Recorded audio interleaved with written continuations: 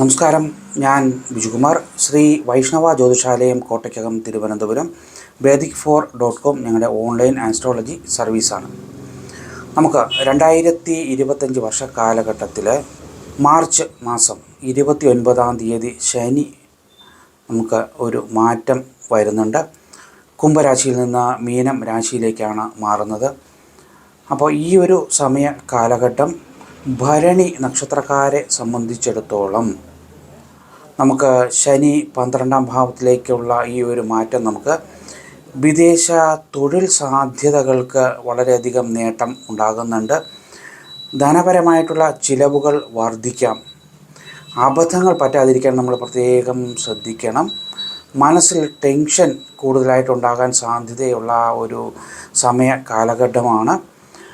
ഭക്ഷണക്കുറവ്, ആഹാരങ്ങളിലൊക്കെയുള്ള സമയ തെറ്റിയിട്ടുള്ള ഒരു മേഖല, ഇങ്ങനെയൊക്കെ ഉള്ളത് ഉണ്ടാകാനുള്ള സാധ്യതയുണ്ടെങ്കിൽ, എന്നാൽ അനുഭവയോഗം പൂർണ്ണമായിട്ടും ഉണ്ട്. ഈശ്വരാധീനം പൂർണ്ണമായിട്ടും വർദ്ധിക്കും. വളരെയധികം ഊർജ്ജസ്വലമായിട്ട് നമ്മൾ പ്രവർത്തിക്കും. പല കാര്യങ്ങളും നമുക്ക് മുൻകൂട്ടി ഒരു തോന്നലുണ്ടാകും. അതായത് ഇന്ന കാര്യങ്ങൾ നടക്കാൻ പോകുന്നു എന്നൊക്കെ ഉള്ള ചിന്ത ഉണ്ടാകാനുള്ള സാധ്യതയുണ്ട്. തൊഴിൽ മേഖലകളിൽ നമ്മൾ പ്രത്യേകം ശ്രദ്ധിക്കണം. എടുത്തു ചാടി ഒരു കാര്യത്തിനും ശ്രമിക്കരുത്. വിദേശ യാത്രകൾക്ക്, പ്രത്യേകിച്ച് യൂറോപ്യൻ രാജ്യങ്ങളിൽ പോകുന്നതിന് സമയം അനുകൂലമായിട്ട് കാണുന്നുണ്ട്.